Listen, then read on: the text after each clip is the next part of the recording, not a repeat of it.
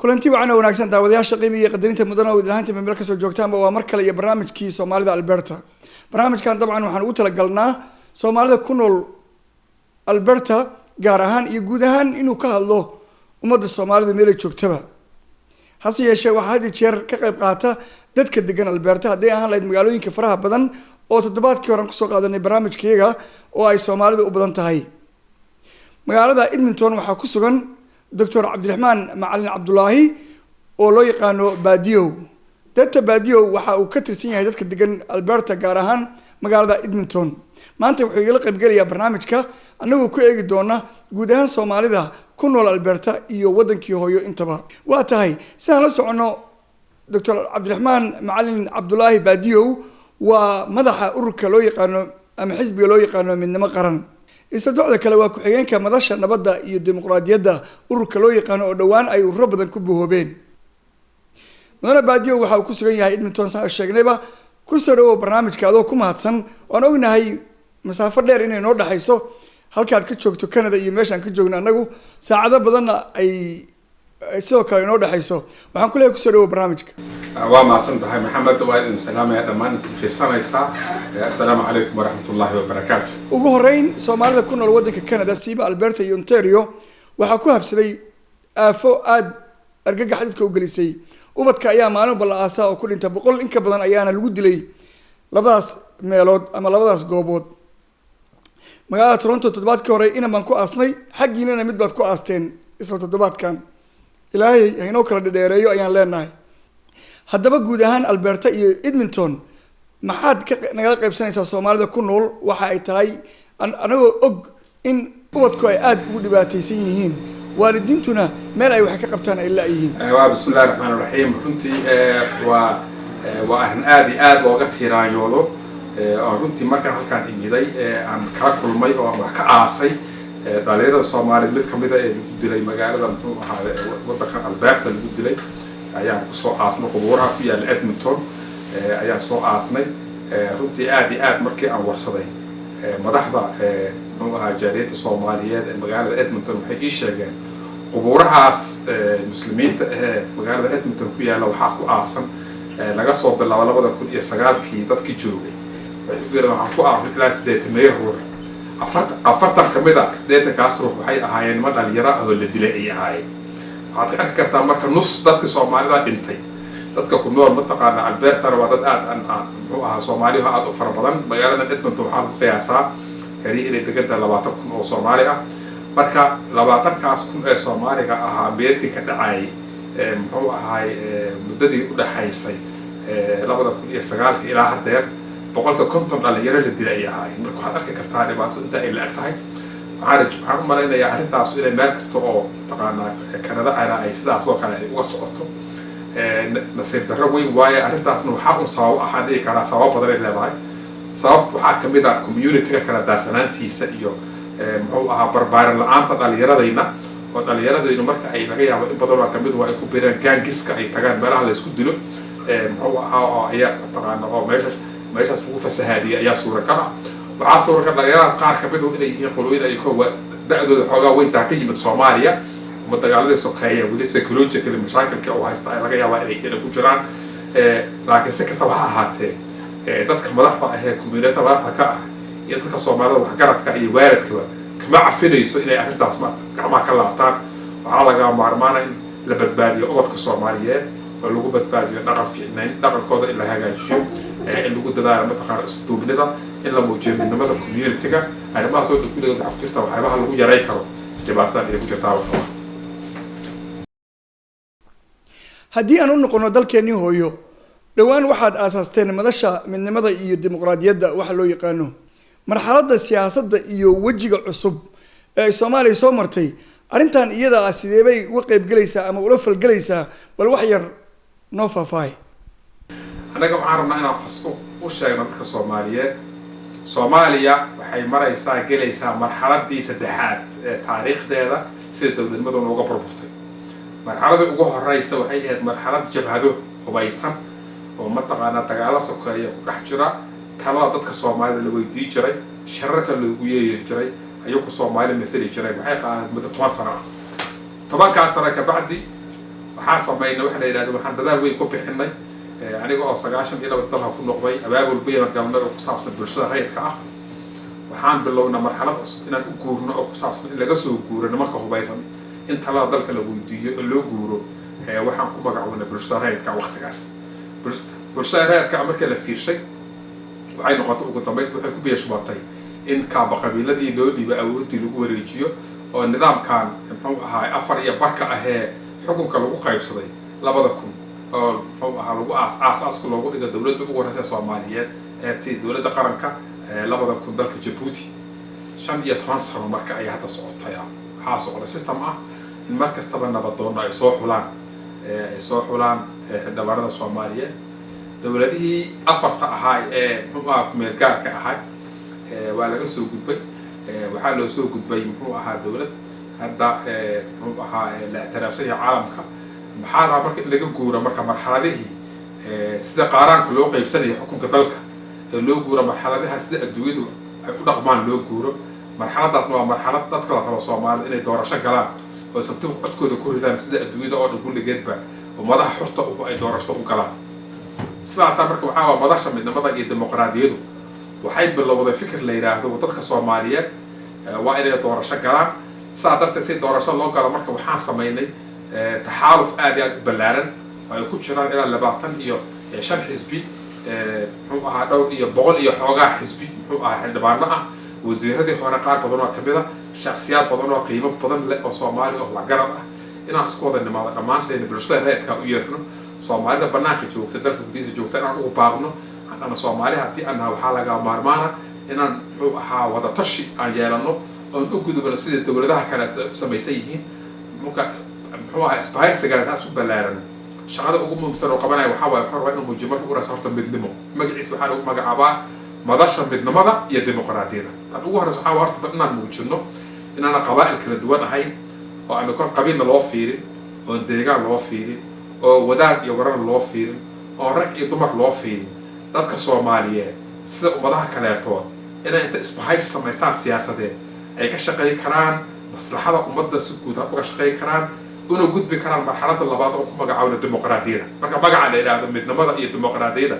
oo madasha magaceeda waxa waaye inaan midnimo abuurno ka bacdina loo guuro marxaladda magacaawda dimuqraadiyada dadku inay codkooda bixiyaan sidaas ayaa madasha horta fikirkeeda ku dhisan yahay waxaana hatta aan soo saarno waxa lagu magacaabo in doorasho la galaa 2016 doorashadas qaabkii loo isku dooranayo waa soo sheegnay dawladana waa u gudbina dadka Soomaaliyeed waa la wadaagay waxaa tiri waxaan doonaynaa inaan dad isu tagay baan nahay qaabkii hadda socda oo lagu sugan yahay baad wadaan oo 5 beelood ah maxaa yeelay wax ka bedelan haba yaraatee ma wadaan sida ra'iisul wasaaraha adiga iyo Xuseen Carab Ciise waxaad ka kala socotaan beelihii kaliya waxa isbedelaya oo kaliya ururkiinan midnimada isku magacaabay madasha midnimada iyo wada tashiga ama dimuqraadiyadda oo doonaya inaad iyaga kursiga ka riixataan arta markii ugu horeysa markii laga guuraayo marxaladka loo guuraayo waxaad ogtahay taariikhda ummadaha kuma dhisna hal mar lama guuri karo tartiib loo guuraa guuritaanka ugu horeeyay waxa waa dadkaas inay isku yimideen doorasho sameeyeen dhexdooda madashu dhexdeeda doorasho sameysay oo muxuu ahaa gudoomiye loo doortay Prime Ministerkii hore Cabdiweli Sheekh Ahmed loo doortay rag intiisa kala waa la wada doortay dhamaantood doorasho ku wada yimideen dadka marka wax dooranaya malaha maskaxda waa uga jirtay inay dadka qabaa'il kala duwan iyo reer kala duwan iyo deegaanada ka yimaadaan laakiin anaka dadka ma dhihinin 4.5 lagu soo dooro dadka anaka ma dhihin mar u sheegin mana ka shaqeynaa systemka noocaas oo kala ah tan kale waxaan anaka ugu baaqaynaa doorasho dadweynaha ugu baaqaynaa dadka Soomaaliyeed marka si wax ku ridaayaan xisbiye doorahayaan beelama dooranayaan shakhsi nama dooranayaan xataa marka saa darteed anaka waxaan ka shaqeeynaa systemka waa laga guurayaa laakiin dadka maskaxdiisa hal mar kama rari karno ayaa sidaa doorashada u sameeyay dad badan soo sharaxay dadka la doorto dadkaas ugu horeeyay marka maxaad uga duwan tihiin madaxweynaha maanta jira iyo dawladdiisa iyo nidaamka ay hadda wataan Xasan Sheekh iyo kooxda la socota maxaad uga duwan tihiin oo la taaban karaa ciidamo shisheeya ilaaliya ayaga iyo ummadda Soomaalida runta marka loo hadlo toos uma socdaan askariga waardiyaha albaabka taagan madaxweynaha iyo ra'iisul wasaaraha iyo gudoomiyaha dhamaantood waa ajnabi waa Afrikaan wadan kale ka yimid ciidan Soomaaliyeed ma jiro haba yaraatee qorshahaas iyaguna ma hayaan idinkuna ma idin keenin marka maxaad uga duwan tihiin nidaamka iyo dawladda iyo madaxweynaha hadda jira systemkiisa horta su'aashaadu waa su'aal aad iyo aad muhiim ah maxaad uga duwan tihiin ragga hadda jooga horta ragga hadda jooga waxaan uga duwannahay wax badan aan uga duwannahay waxa ugu horeysa ragga hadda jooga waa la ogyahay maalintii madaxda dhaqadan 3 sano ku dhawaad hadda madax yihiin waa la ogyahay dhaqan xumada siyaasadeed la yimideen waa la ogyahay dalka Soomaaliyeed maalintii madaxda dhaqanahay meesha uu joogay waxaabaha ay ballan qaadeen waxaabaha ay qabteen sida xaaladda Soomaaliya maanta tahay si ummad u kala qaybsan tahay waa la ogyahay oo arrin qarsoon ma aha aniga arrin hadda fasiraad iyo rabta marka ma aha marka horta waxaan ka codsanayaa marka ugu horeysa yani hadhiin kooxdan hortaas kana barbar dhigin maxaa jira marka ugu horeysa annaka horta intana la tijaabiyo madaxna gala dhigtay khalad aan soo galnay oo aan ugu xisaabi kara ma jirto qodobka labaad waxa waaye prime ministerka aniga gudoomiyaha hadda noo ah shaqadiisa inuu qabto ayaa loo diiday marka waxa waaye waa ogtahay oo waa la qabsaday shaqadiisa wadi waayay ugu dambaystiina waxay ku qasbanaatay marka in khilaaf iyo conflict xoog badan ka dhaco annaka marka waxaan matalaynaa Soomaali waxaan matalaynaa rabta iyo halkan gobonnimo Soomaaliyeed gobonnimo doon Soomaaliyeed ida dhaqaaq wadani oo Soomaaliyeed oo hadafkiisu uu yahay in Soomaaliyeed marlaba dawladeeda sharafta u soo noqoto cizigeeda u soo noqdo dadka Soomaali walaaloobaan dadka Soomaali midna noqdaan dadka Soomaali isdoortaan ayaan ka shaqeeynaa saas marka aan dhahayno marka la aniga wala gudoomiyaheena Cabdiwali wala ruux kale oo sheegta aniga murashaxan noqonaya ama madaxweynaha noqonaya ama hebel wala noqonaya ma jiro anaga waxaan ka shaqeeynaa ma ayaa madax noqonaya hadda kama shaqeeyo waxaan ka shaqeeynaa war Soomaali hadii aan nahay saata sima ee isku keena war aan tashano markaan tashano isku nimaado ruuxa aan madax ka dhigano laakiin qaabka noocan ah odayaashu wax soo xurayaan iyo qaabka noocan ah corruption-ka xukunka lagu noqonayo iyo qaabka noocan ah dawladda Soomaaliya oo ataa dawlad ajnabiga oo inay gala karto ama muxuu ah shirkadaba ay gala karaan maxaa jira waxa lacag ay noqdeen iyo laaluush noqdeen qaabka noocan ah Soomaaliya dawlad ku noqonayso dalkayna khatar ayuu ku jiraa saxtarta uga saaro Soomaaliya kasta meel kasta jooga xukunaan raba war ma aha wax la xukumo meesha wali ma yaaliin su keena tashanne marka madash waa geed weyn oo hoos leh oo har lagu tashanayo oo dadku isugu wada imaanayaan dadka ugu wada baaqayna marka isku nimaadaan tashanna ayaan arkaynaa sideeban ka yeelaynaa labay muxuu ah 16 hadii doorasho dhacaysa ka yeelna tale ka dambaysa laakiin hadda waxaa ku jirnaa marxaladii ugu horeysay oo is ururinta ah waa isku keena tashanni madash waa meel lagu tashado xisbigu ma aysan gaarin go'aano wali lagama gaarin dadka Soomaaliyeed marka meel kasta jooga waxaan ugu baaqaynaa inaysan maskaxdooda ay iska hor muuqanin hebel madax naqaaya hebel madaxa loo noqonaya meel madax laga naqdo Soomaaliyeed maanta ma jirto waa isku keena tashanne si dadka Soomaaliyeed ruux ugu aragnaa madax ka dhigayna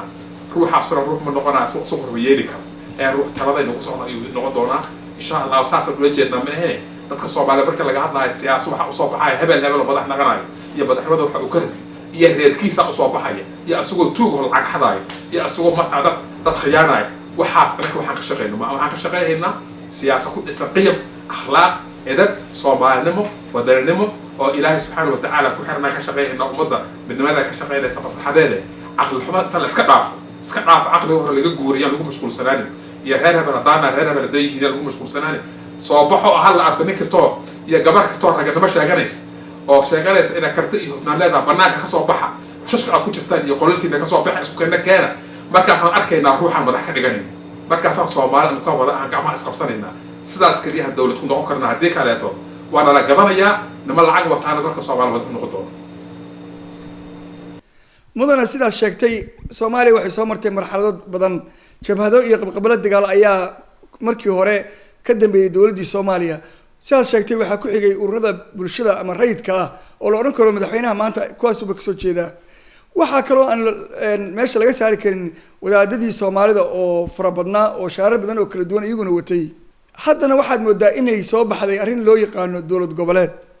oo federalismkii iyo dawlad goboleedkii aad arkaysaa in la isku dhexmulmahayo iyo waxyaabo badan qofba uu sidoo rabo uu ka dhiganayo sidee u aragtaa arrinta iyada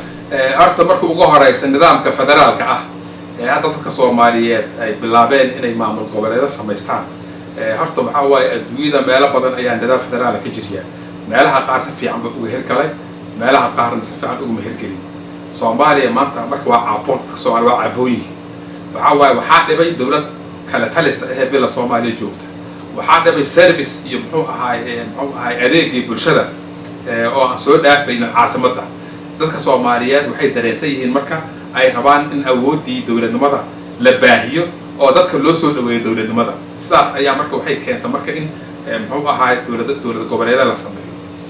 muxuu ahaay dawlado badan oo dagaalo sokeeye ka dhaceen oo dadka shaki kala dhexgalana sidaas way ka dhacdaa oo dadku sidaas ayay jeclaystaan inay marka fiican yahay iyo inuu xun yahay lama oga weli iyo natiijada ka imaan doonta laakiin waxaan rabnaa inaan sheegno qaabka loo sameeyahay kaliya ayaa waxaad moodaa inuu yahay qaab muxuu ahaay aad tala badan loo geliyo oo waxaa la rabaa faragelin xoog badan ku socoto waxaa la rabaa qaabka dawlad goboleeda loo sameeyayo dawladaha ajnabiga ah na inay faragelinta ka dhaafaan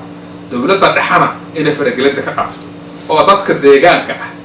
inta ay si dhaqanka Soomaaliga lagu yaqiin geed hoos fadhiistaan oo ismaslaxaystaan oo ay ku doodaan inay ka heshiiyaan oo markaas ka bacda ay maamul samaystaan ay raali ka yihiin maamulka noocaas oo kale ah ayaa wuxuu keeni karaa deganaan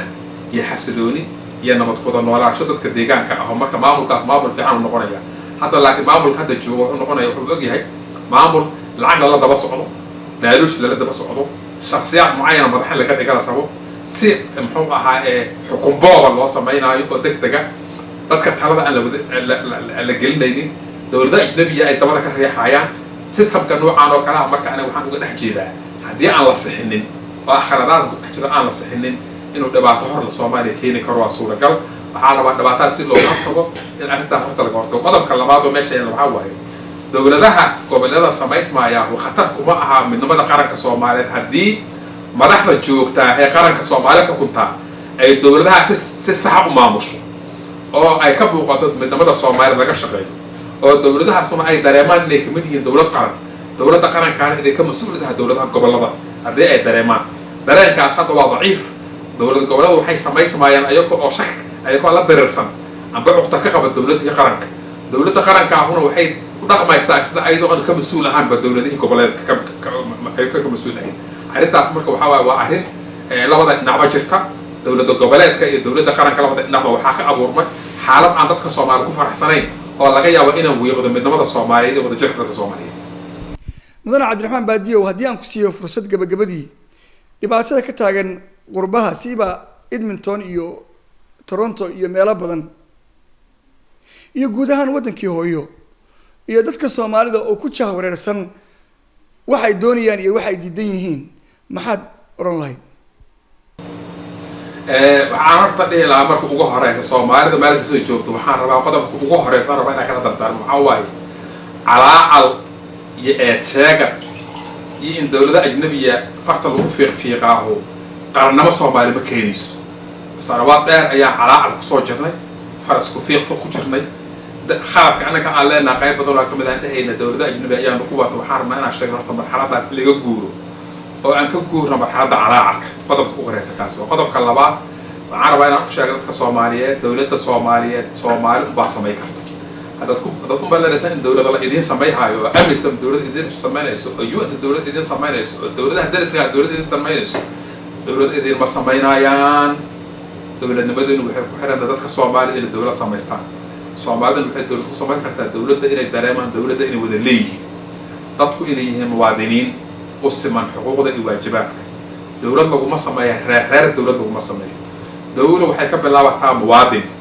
muwaadiniin citizenship waxay u sameeyeen xuquuqda iyo dadku waa u sameeyeen qabiil weyn iyo qabiil yar sheekadaas meesha ma taalo waa madoobaha waa caddahana meesha ma taalo ragaan dumaran ahna meesha ma taalo waxa meesha yaalla waxaa waaye markaan ka hadlayno qaranimada Soomaaliya waxaan ahaa muwaadin sidaad muwaadiniin ugu tihiin dalalka aad joogtiin oo dadku ama madoobaadaan waxa caddaadaan ama diin kasta kala lahaadaan ay muwaadiniin u yihiin ayaa rabaa nidaamka muwaadinimada in dawladnimada lagu bilaabo waxaa ku xigoo kaleeto nidaamka muwaadinimada in dalka oo dal xura noqdo oo xukunkiisa loo tartamo waxaan u tartami kara xisbiyo waxaa marka laga maarmaa dadka Soomaaliyeed inay xisbiyada jira iyo kuwa soo socda mid kamid noqdaan say uga guuraan nidaamka qabiil siyaasadda ugu raadinaya waa in xisbiga loo guuraa marka xisbiyaduna waa in u tartamaan talada dalka waa in u tartamaan oo shacbiga ku tartamaan adeega ay siinayaan oo shacbiga ay mataqaanaa muxuu ahaa jacaylkiisa ku tartamaan oo shacbiga rabitaankiisa ku tartamaan sidaas waxaa wadada kaliya oo dawlad ku noqon karno Soomaaliya maanta waxay ku jirtaa khatarta ugu weyn haddii maanta aan aadi weyno doorasho aan aadi weyno oo shacbiga Soomaaliyeed meel kasta uu joogo dalka dibadiisa gudihiisa doorasho ay aadi waayaan nidaamka kaliya oo doorashada lagu geli karno waa nidaamka aan soo sheegno nidaamka ku magacaabo proportional representation waa nidaamka xisbiyada ah oo baarlamaanka oo xildhibaano qaran muxuu ahaa oo qaranka sida xisbiyada ku imaanaya doorashada xisbiyo ku dhacdo oo dadka Soomaaliyeed dadka dibadaha jooga ay codkooda bixiyaan oo ku xireenku qaxootiga jooga ay codkooda bixiyaan oo kuwa meel kasta Soomaaliya kamid ah oo doorasho ka dhici karto ay codkooda bixiyaan oo Puntland doorasho ka dhacdo oo gobolka Banaadir ay ka dhacdo oo Kismaayo ay ka dhacdo oo Beledweyne ka dhacdo oo Baydhabo ka dhacdo oo magaalo kasta weyn oo Soomaaliya ku taal ay ka dhacdo doorasho waa la qaban karaa dadka Soomaaliya waxaan ka rabnaa aan ku taleehaynaa oo soo jeedinaynaa walaalayaalow maskaxdiina ka saara qaabkii hore siyaasadda u taqiineen beel ka saara hebel loo shaqeynaa ka saara mujtamaca Soomaaliyeed dadka Soomaaliyeed maanta sharaftooda waxay kusoo noqon kartaa ummadaha kale sida ay u dhaqmaan inaan u dhaqanno inaan doorasho galno inaan ruuxaan rabno dooranno madaxa rabno aan la nimaado doorashadaas waxay keenaysaa dadka Soomaaliyeed dadka hore madaxda ka dhigtaan haddii kale dad kaleetoodood ummada kala rabaan ayaa madaxna looga dhigayaa saarna ma noqonayso dawladnimadeenna ma ansaxayso sidaas aan xasuusanayaa waxaan kaloo kusoo khatimayaa dadka Soomaaliyeed Ilaahay baa walaaleeyay diintay walaal ku yihiin afkay walaal ku yihiin isirkay walaal ku yihiin muxuu ahaay dawladnimada walaal ku yihiin waxaa laga maarmaana ummaduhu way soo khilaafaan way soo dirraan dhibaatooyin ka dhacda laakiin waa laga guuraa waa laga gudbo marxaladaas inaan marxaladii dagaaladaas oo kale lagu mashquulsanaan oo dadka Soomaaliyeed aysan dhihin maxaa saas loo yiri shalay wixii dhacay taariikh waa arrimo laga korsanaya anaga hadda waxaan ka hadlaynaa mustaqbalka ubadkeena in la badbaadiyo dalkeena in la badbaadiyo jiritaanka ummadda Soomaaliyeed in la badbaadiyo waxaan qabaa sidaas hadda wixii ka dambaysa dadka dibadaha jooga dadka gudaha jooga waxaan kula talin lahaa inay caqliga hore ay iska gooyaan marxalad cusub inaan bilowno oo dawlad iyo dariiqa dawladda aan qaadayno waa maasantihiin والسلام عليكم ورحمة الله وبركاته. مدني دكتور عبد الرحمن معنا عبد الله ديت باديو أدبر وما سنت وقتي قارئ السمان. وما سنت هاي محمد وائل السلام يا دمان. داود يلا برنامج كيدين كإيمانية ألبرتا. مقعي محمد داهر حسن أنت عندي بكل مدونه وبتكينا في صومالي كل هذا.